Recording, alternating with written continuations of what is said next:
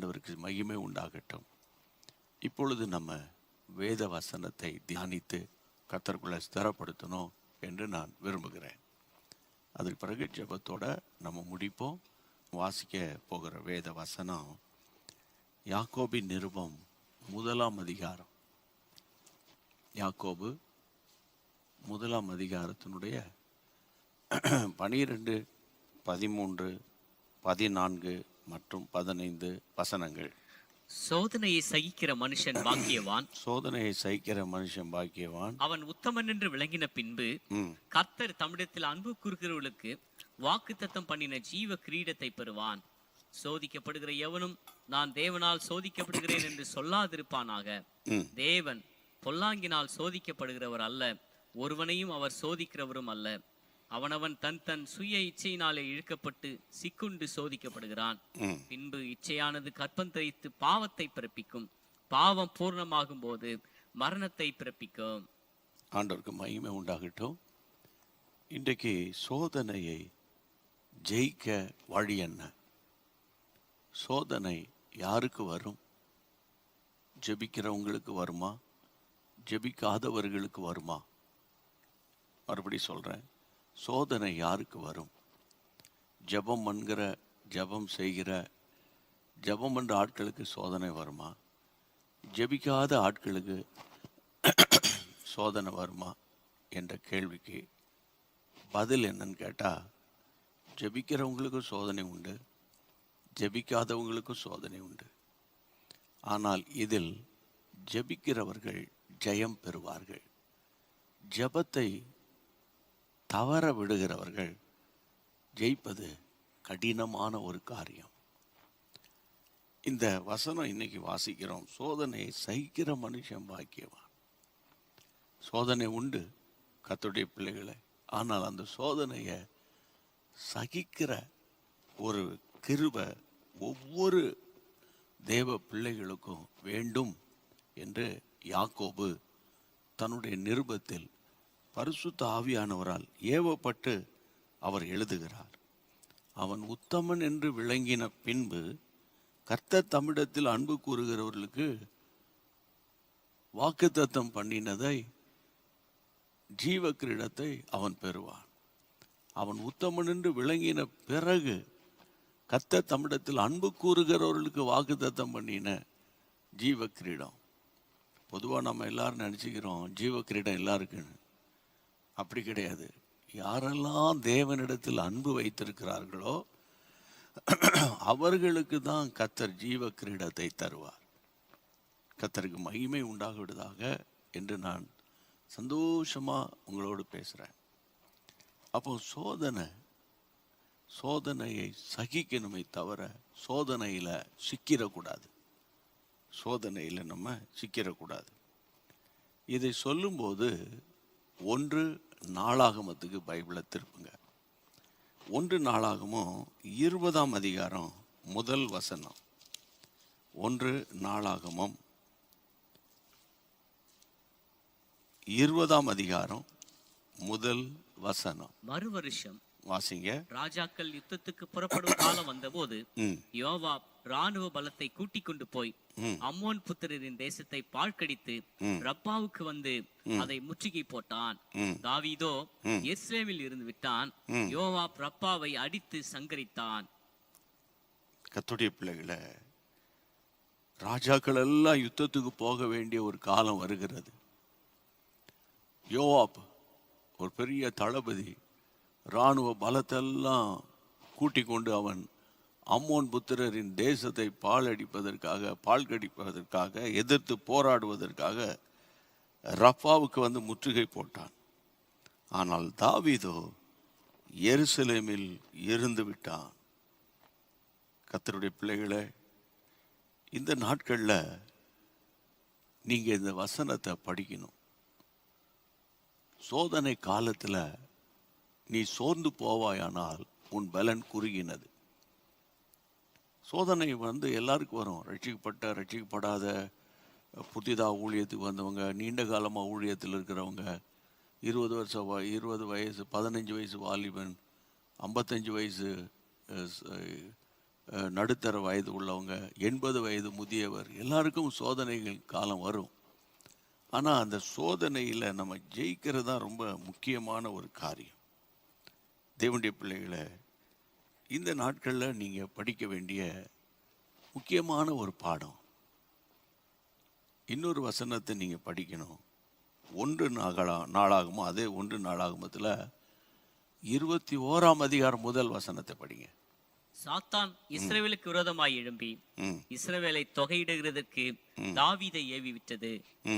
அப்படியே தாவீது யோவாபையும் ஜனத்தின் சேர்வைக்காரரையும் நோக்கி, நீங்கள் போய் பெர்சபா தொடங்கி தான் மட்டும் இருக்கிற இஸ்ரவேலை எண்ணி அவர்கள் இலக்கத்தை நான் அறியும்படிக்கு என்னிடத்தில் கொண்டு வாருங்கள் என்றான். அப்பொழுது யோவாப், கர்த்தருடைய ஜனங்கள் இப்போது இருக்கிறதை பார்க்கிலும் நூறத்தனையாய் அவர் வர்த்திக்க பண்ணுவாராக. ஆனாலும் ராஜாவாகிய என் ஆண்டவனே, அவர்கள் எல்லாரும் என் ஆண்டவனின் சேவர் அல்லவா? என் ஆண்டவன் இதை விசாரிப்பானேன். இஸ்ரவேலின் மேல் குற்றம் உண்டாக இது நடக்க வேண்டியது என்ன என்றான். நல்லா கவனிக்கணும். அதாவது சாத்தான் இஸ்ரவேலுக்கு விரோதமாக எழும்பி இஸ்ரவேலை தொகையிடுவதற்கு தாவீதை ஏவினான் என்று வேதம் சொல்லுகிறது. தாவீதை ஏவினான். இந்த நாட்களில் இதை படிக்கும்போது யோவாப் சொல்றாரு. யோவாப் என்ன சொல்றாரு? 3ஆம் வசனத்தில், கர்த்தருடைய ஜனங்கள் இப்பொழுது இருக்கிறதை பார்க்கிலும் நூறத்தனையாய் அவர் வர்த்திக்க பண்ணுவாராக. ஆனாலும் ராஜாவாகி ஆண்டவனே, அவர்கள் எல்லாரும் என் ஆண்டவனுடைய சேவகர் அல்லவா? என் ஆண்டவன் இதை விசாரிப்பானேன். இஸ்ரவேலின் மேல் குற்றம் உண்டாக இது நடக்க வேண்டியது என்ன? யோவாப்புக்கு பிடிக்கல.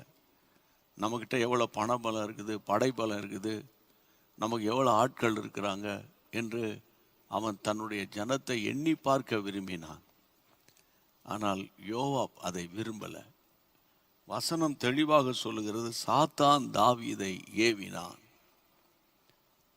தாவீதை சாத்தான் தான் ஏவினான். அது ஒரு சோதனை தாவீதுக்கு. தங்ககிட்ட எவ்வளோ ஆட்கள் இருக்கிறாங்க பார்க்கலான்னு. எனக்கு அன்பான கர்த்தருடைய பிள்ளைகளே, வசனத்தை நீங்க வாசிங்க.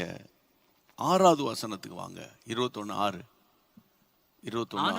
ஆனாலும் ராஜாவின் வார்த்தை யோவாபுக்கு அருவருப்பாய் இருந்தபடினால், ராஜாவின் வார்த்தை யோவாபுக்கு அருவருப்பாக இருந்தது. வாசிங்க. லேவி பென்யமீன் கோத்திரங்களில் உள்ளவர்களை அவருடைய இலக்கத்திற்குட்பட எண்ணாதே போனான். இந்த காரியம் தேவனுடைய பார்வைக்கு ஆகாதது ஆனபடினால் அவர் இஸ்ரவேலை வாதித்தார்.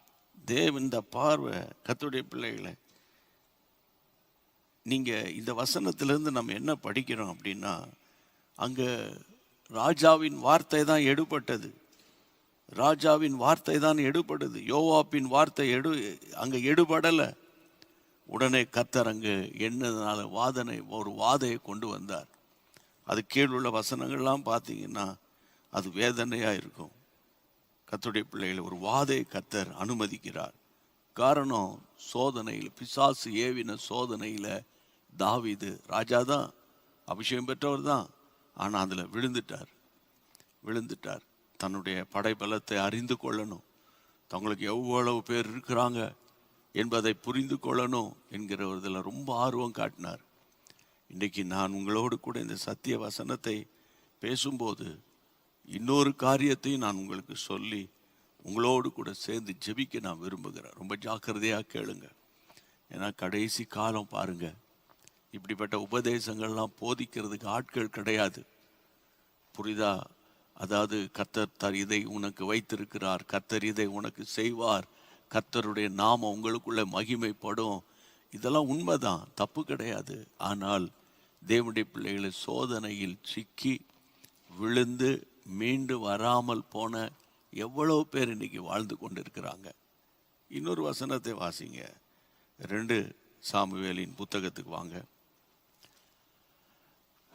11ஆம் அதிகாரத்துக்கு வேதத்தை திருப்புங்க. 2 சாமுவேல் 11ஆம் அதிகாரம் முதல் வசனம்.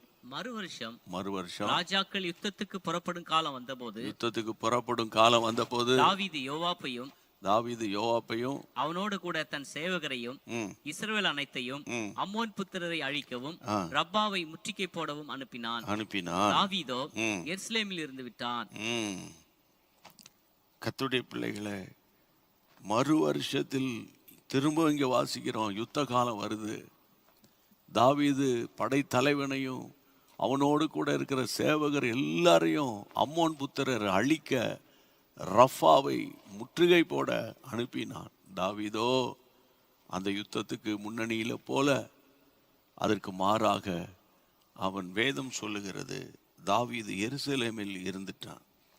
அதுக்கு கீழுள்ள வசனங்கள் தாவீதினுடைய வீழ்ச்சியை காண்பிக்கிறது, தாவீதினுடைய விழுகையை காண்பிக்கிறது. இது உங்க எல்லாருக்குமே தெரிந்த சம்பவம். தாவீது மட்டும் அன்னைக்கு யுத்தத்துக்கு போயிருந்தானா, இவ்வளோ பெரிய ஒரு சோதனையின் காலத்தில் அவன் விழுந்திருக்க முடியாது. கர்த்தருடைய நாமத்தினால சொல்றேன், சோதனை வரும். சோதனையை ஜெயிக்க, சோதனையை சகிக்க நீங்களும் நானும் அழைக்கப்பட்டிருக்கிறோம் என்பதை மறந்து போகாதீங்க. சோதனை காலத்தில் ஏற்கனவே நான் சொன்னது போல சோர்ந்து போயிடாதீங்க. ஜெயிப்பதற்கு, ஜெயம் எடுப்பதற்கு ஆண்டவர் உங்களுக்கு நிச்சயம் கிருபை தருவார், நிச்சயம் கிருபை தருவார். ஒரு வெற்றியுள்ள ஒரு வாழ்க்கையை வாழ ஆண்டவர் நிச்சயம் உங்களுக்கு உதவி செய்வார். ஆண்டவருக்கு மகிமை உண்டாகட்டும். கர்த்தருடைய பிள்ளைகளே, 2 கொரிந்தியர் 13ஆம் அதிகாரத்தை திருப்புங்க. 2 கொரிந்தியர் 13ஆம் அதிகாரம் 5 மற்றும் 6 வசனங்களை வாசிக்கலாமா? நீங்கள் விசுவாசம் உள்ளவர்களோவென்று உங்களை நீங்களே சோதித்து அறியுங்கள். உங்களை நீங்களே பரிசித்து பாருங்கள். இயேசு கிறிஸ்து உங்களுக்குள் இருக்கிறார் என்று உங்களை நீங்களே அறியீர்களா? நீங்கள் பரீட்சைக்கு நில்லாதவர்களாய் இருந்தால், நீங்கள் பரீட்சைக்கு நிக்காம போனா அறியீர்கள். நாங்களோ பரீட்சைக்கு நில்லாதவர்கள் அல்லவென்பதை, அல்லவென்பதை அறிவீர்கள் என்று நம்புகிறேன். நான் சோதனை காலத்தில் ஜெயம் பெறுவது எப்படி என்று பேசி கொண்டிருக்கிறேன். ஒரே வீட்டில் போராட்டமாக இருக்குது, எரிச்சல் தாங்க முடியல, கோப ஆவி பயங்கரமாக அவசரப்பட்டு கோபப்பட்டு அநேக வார்த்தைகளை கொட்டி விடுகிறேன். அப்புறம் அழ முடியுமா? முடியாது. அலுவலகத்தில் ஒரே எரிச்சல், சமாதானம் இல்லை, சம்பாத்தியம் கூடலை, ஆனால் தேவைகளோ அதிகரிக்கிறது. ஒரு பக்கம் சஞ்சலம், இன்னொரு பக்கம் மன அழுத்தம், இன்னொரு பக்கம் மன சோர்வு, என்ன பண்றதுனே தெரியல என்ற ஒரு வேதனையோடு இருக்கிற தேவ பிள்ளையே, உங்களை ஜெயிக்க, ஜெயம் எடுக்க கர்த்தர் அழைத்திருக்கிறார்.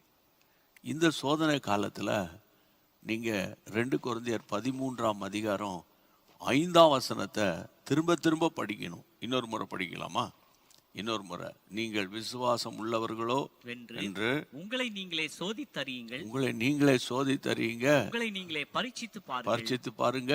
இயேசு கிறிஸ்து உங்களுக்குள் இருக்கிறார் என்று, இயேசு உங்களுக்குள்ள இருக்கிறார் என்று உங்களை நீங்களே அறியீர்களா? நீங்கள் பரீட்சைக்கு இல்லாதவர்களாய் இருந்தால் அறியீர்கள். ஏசப்பா உங்களுக்குள்ள எனக்குள்ள இருக்கிறார் என்பதை சும்மா இயேசு எனக்குள்ள இருக்கிறார், இயேசு எனக்குள்ள இருக்கிறார், இயேசு எனக்குள்ள இருக்கிறார் அப்படி சொல்றதுனால ஒண்ணு இருக்கிறார்லாம் இல்லை.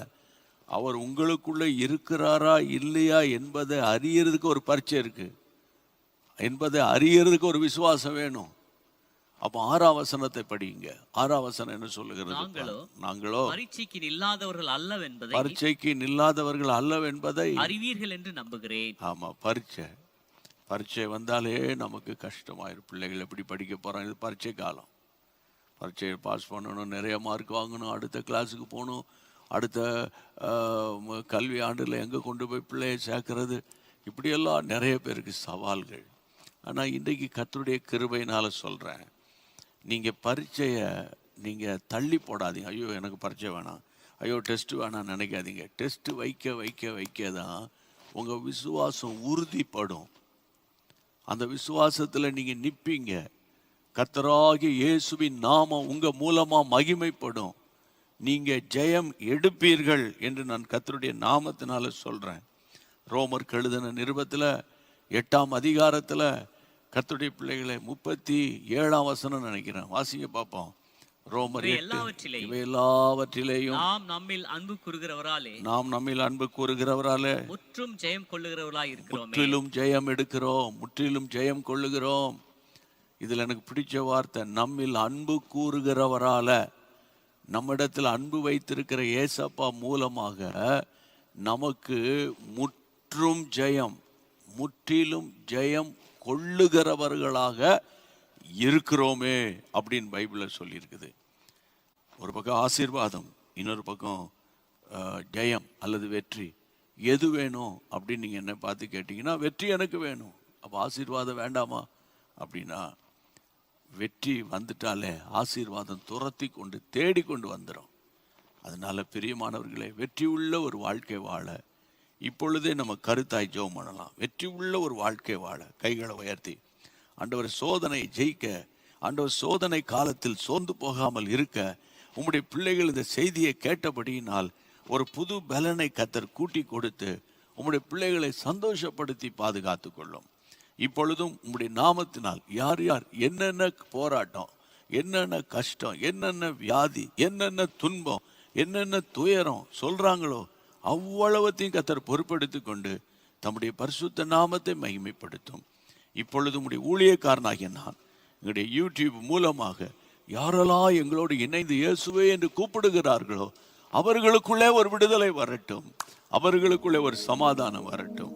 கர்த்தர் ஜெபத்தை கேட்டு அப்படியே பதிலளிக்கிற மகா பெரிய கிருபைக்காக கரங்களை தட்டி ஸ்தோத்தரித்து மகிமைப்படுத்தி பாடுவோம். ஆமென். நம் இயேசு கிறிஸ்துவினாலே நாம் முற்றிலும் ஜெயம் கொள்ளுவோம். நம் இயேசு கிறிஸ்துவினாலே நாம் முற்றிலும் ஜெயம் கொள்ளுவோம். நம்மில் அன்பு கொண்டு நம்மை நடத்திடுவார், அவர் நாமத்தில் ஜெயம் கொள்ளுவோம். நம்மில் அன்பு கூர்ந்து நம்மை நடத்திடுவார், அவர் நாமத்தில் ஜெயம் கொள்ளுவோம். முற்றிலும் ஜெயம் கொள்ளுவோம், நாம் முற்றிலும் ஜெயம் கொள்ளுவோம். நம் இயேசு கிறிஸ்துவினாலே நாம் முற்றிலும் ஜெயம் கொள்ளுவோம். முற்றிலும் ஜெயம் கொள்ளுவோம், நாம் முற்றிலும் ஜெயம் கொள்ளுவோம். நம் இயேசு கிறிஸ்துவினாலே நாம் முற்றிலும் ஜெயம் கொள்ளுவோம். மகிமை உண்டாகட்டும். நல்ல ஜெபம் பண்ணீங்க, வசனங்களை கேட்டீங்க, மிஷினரிகளுக்காக ஜெபிச்சிங்க. இன்றைக்கு நீங்க உணர்த்தப்பட்ட காரியங்களை, அல்லாவிட்டால் ஜெப குறிப்புகள் அல்லது ஒரு எக்ஸ்பீரியன்ஸ் அல்லது உங்கள் சாட்சியை உடனே நீங்கள் வாட்ஸ்அப் மூலமாக எங்களுக்கு நீங்கள் தெரியப்படுத்தணும். சரியா? அப்போ அந்த சாட்சியை நாங்கள் என்ன செய்வோம், மாலை கூட்டங்களில் வாசிக்கும்போது கர்த்தருடைய நாமம் மகிமைப்படும். ஆண்டவருக்கு மகிமை உண்டாகட்டும். இது சொல்லுவோம், என் ஆத்துமாவே கர்த்தரை ஸ்தோத்திரி, என் உள்ளமே பரிசுத்த நாமத்தை ஸ்தோத்திரி, என் ஆத்துமாவே கர்த்தரை ஸ்தோத்திரி, கர்த்தர் செய்த சகல உபகாரங்களை மறவாதே. ஆமேன். தேங்க்யூ.